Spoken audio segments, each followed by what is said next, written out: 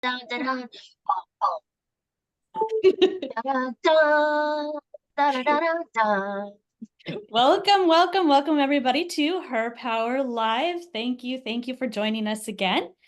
I am Kelly Rose, the Warrior Mermaid Coach, and I am here with our retreat co-host, Anya Svenrein, the Queen of Reinvention, Lily Boo, the Story Shifter, and Karin Mohler, the Soul Reviver. Yes.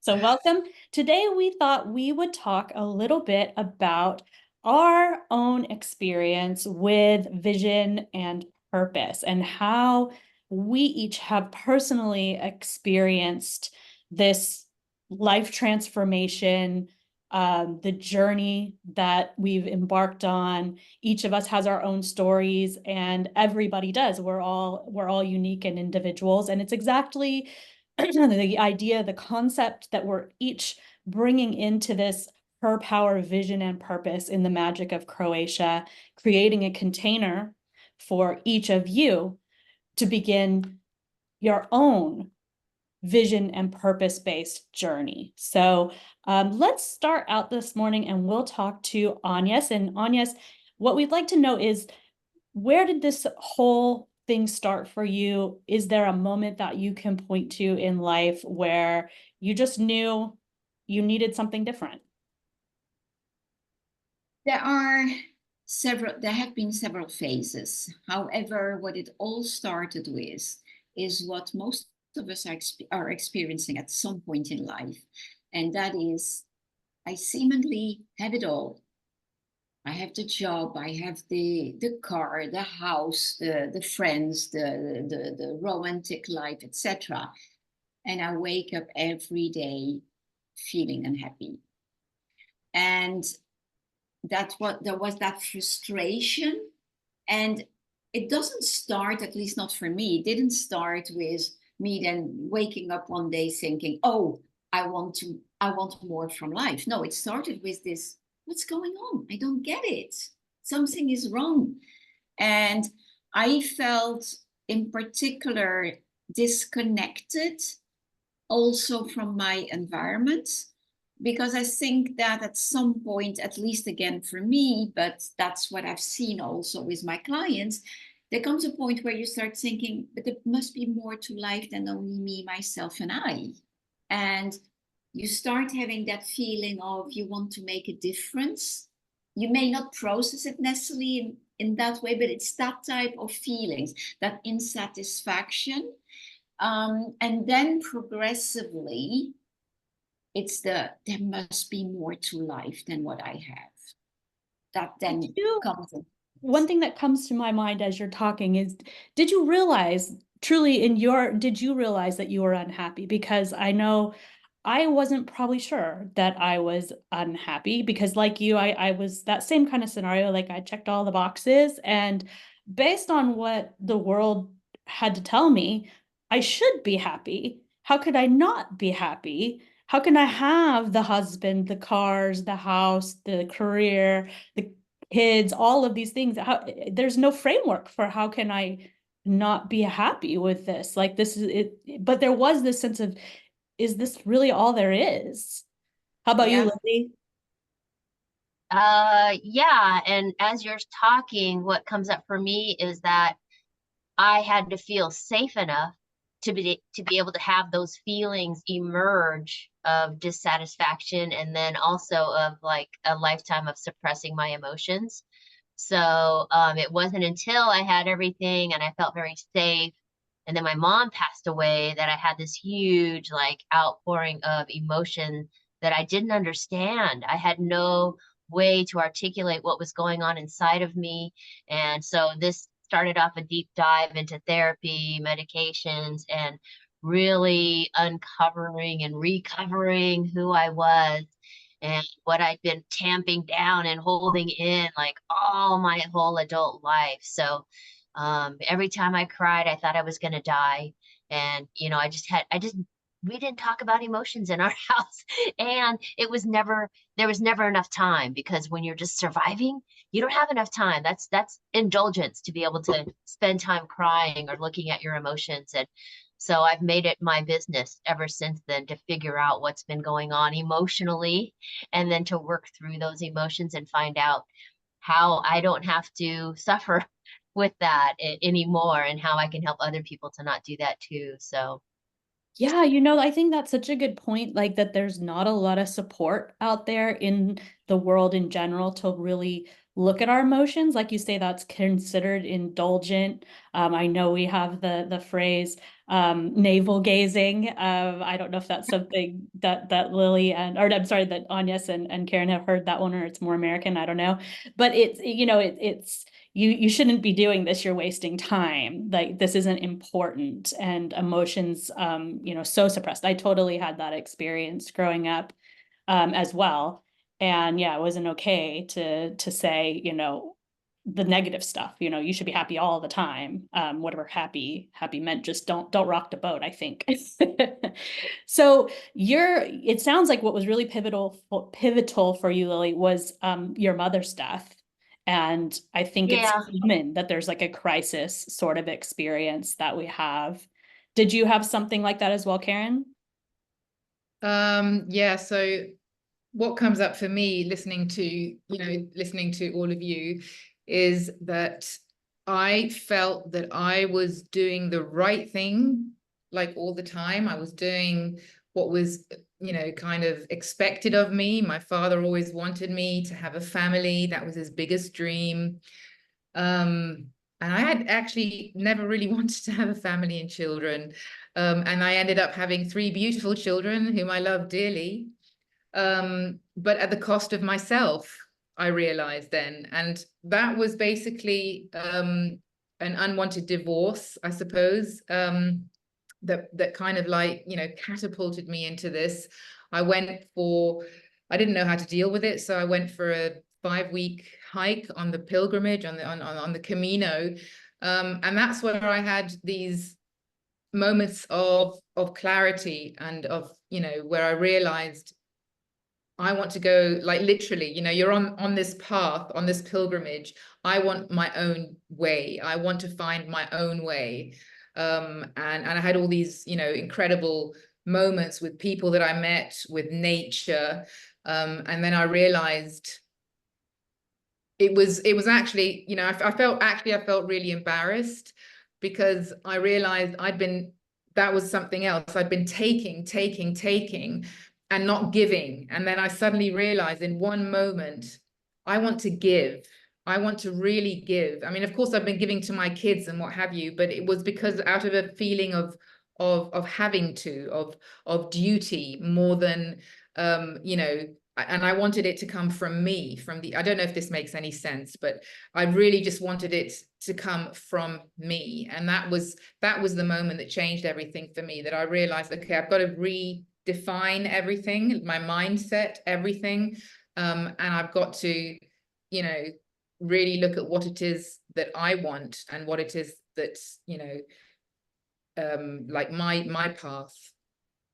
Yeah. It's interesting what you're saying, because that journey for me was far longer, in the sense that there have been defining moments, but they each led to a layer of more awareness. Mm-hmm. And then you're conscious that you're self-aware, not Mm-hmm. necessarily realizing that you are still bringing up a level of self-awareness in the context of what others are expecting from you. Mm-hmm. And to take that example, I started this coaching training quite a few years ago. Mm-hmm. And because I had 25 years of corporate experience, everyone said I should become an executive coach. So I thought that I was making the conscious decision of becoming an executive coach. And actually, I have not been enjoying it for 8 years, until I realized, wait a moment, everyone told me that that's the way to go. So I thought I had made my own choices. So it's these layers of awareness that pile up and until you come to a point. The other thing, listening to you as well, when it comes to emotions, I'm the eldest of 6, and we are 4 in a row every year. And I have always been held responsible for everything. And I've continued doing that in my work as well, in my career, to the extent that I have one of my bosses who always called me mama because I was always taking care of everyone, you know, but more as a sense of duty than something else. Until it's taken me decades. I mean, so it's the unpeeling of that famous onion that keeps going in layers and layers and layers. You think you have sorted everything, and boom, there it comes again, you know. So for me, it's been a much longer process. And I lost my mother in the on the way. I lost my father later also, which each brought their own challenges. But every time it was just adding another layer to the onion. It took me quite a few decades to actually really become conscious. Yeah, I totally agree with that. I mean, you know, I kind of, you know, brought it all together to that one point, but you're at, you know, of course, this is a process, it's a journey. You know, you realize one thing, and like you say, then you have to kind of, like, it has to settle, and then you have to, you know, and then you go on, and then you start realizing, oh, actually I'm doing it here as well. Or like you said, you know, with everyone told you to do your executive job, and then I started realizing in all different areas of my life, oh my goodness, you know, and then there's, you know, the positive intelligence that I do, and then you realize the saboteurs, you know, the people pleaser, and you realize, oh my goodness, you do the little test. Oh, I'm a people pleaser. I never thought of myself as a people pleaser. And then everything, the puzzle starts, you know, coming together.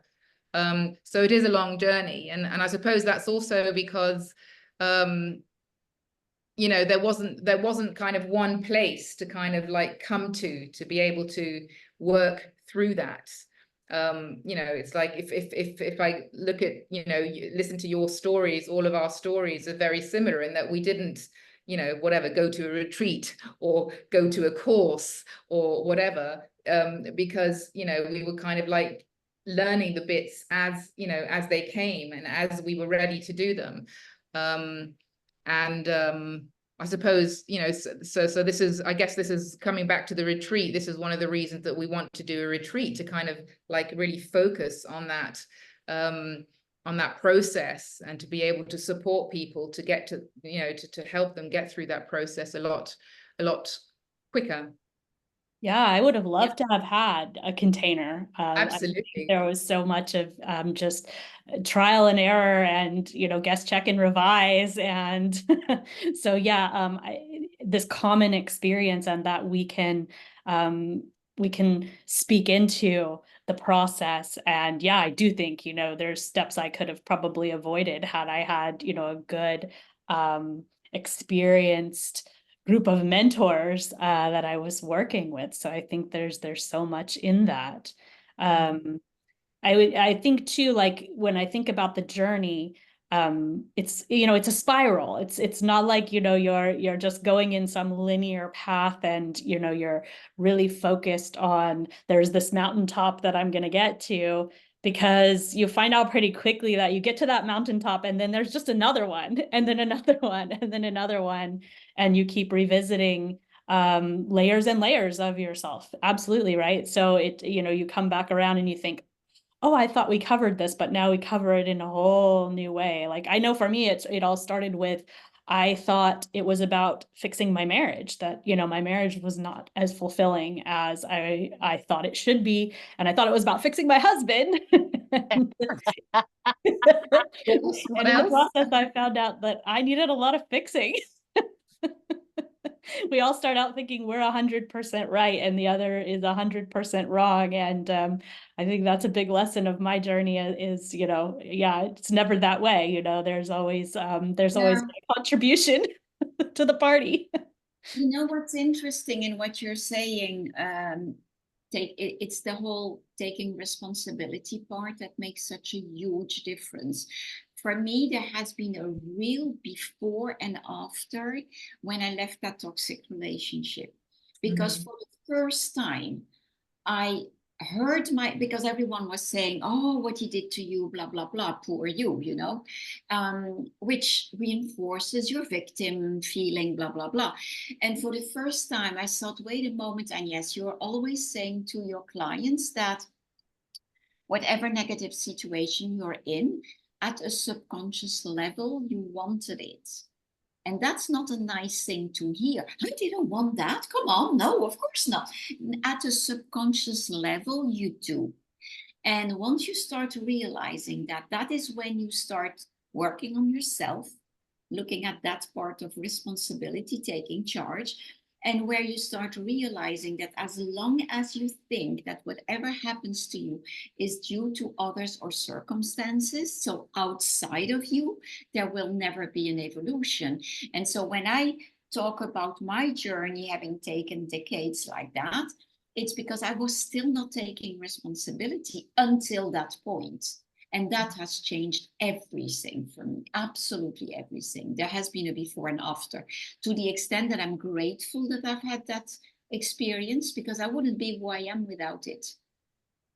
Right, right. I know we can kind of come to reframe things and see a whole different perspective of how even bad things have contributed to our progress and our, you know, finding out more about what life's really about and about ourselves, right?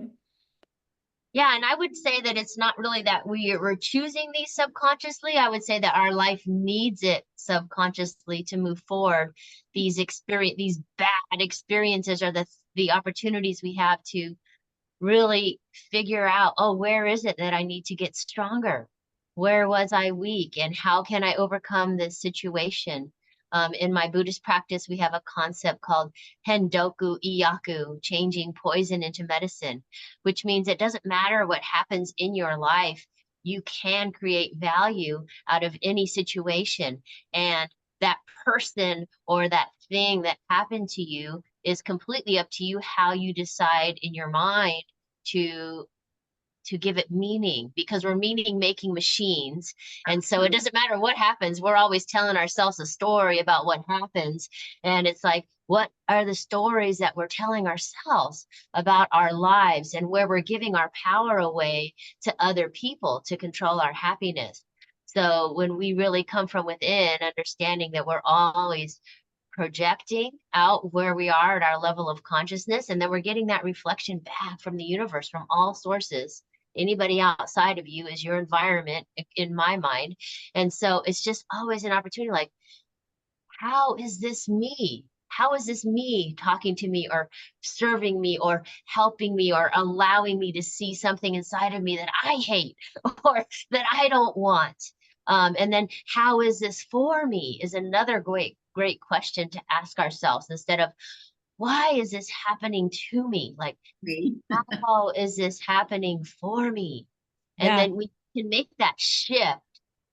You're shifting the stories that you're telling yourself about what's going on, and you're able to come from a more empowering point of view. Like, I have control. If I created this somehow, consciously, subconsciously, wanting, not wanting, but, really helping me to move my life forward, then how can I move forward the most joyfully? How can I make this the most fun? How can I enjoy myself despite suffering, despite these circumstances going on? Because life is always going to happen. And so how can we develop the confidence, the positive mindset, and the kind of life force to be able to allow us to keep stepping forward, never giving up, always, striving, just like the blade of grass that breaks through the cement or the asphalt. That's a lot of power, right? You have a lot of power. We all have a lot of power. And yet sometimes we're afraid to use it. I love that so much, Lili. What you're describing brings me back to the initial question of how did you know? Well, what was it not being happy? Well, I was never smiling. I didn't feel joy. I was drinking. I was, hiding in other stuff. There wasn't that feeling peaceful, feeling relaxed, etc. These are things that come once you have, once you have that vision, once you have that purpose, and a vision, by the way, doesn't have to be the detail of, oh, I will have this car or whatever. It's the capturing the essence of what you want your life to look like, and then it will evolve over time.